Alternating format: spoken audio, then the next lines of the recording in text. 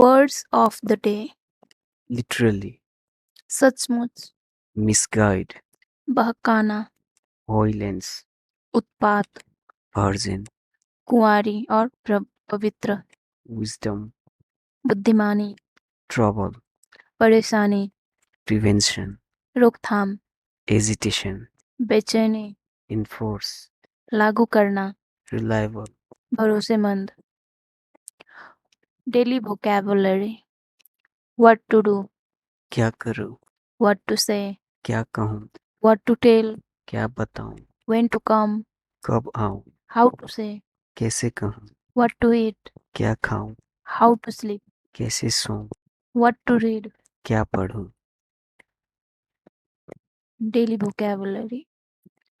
किसमिस, Raisins, चीकू, raspberry, आंवला, gooseberry, अमरूद, guava, जामुन, blackberry, पपीता, papaya, कद्दू, pumpkin, चुकंदर. beetroot.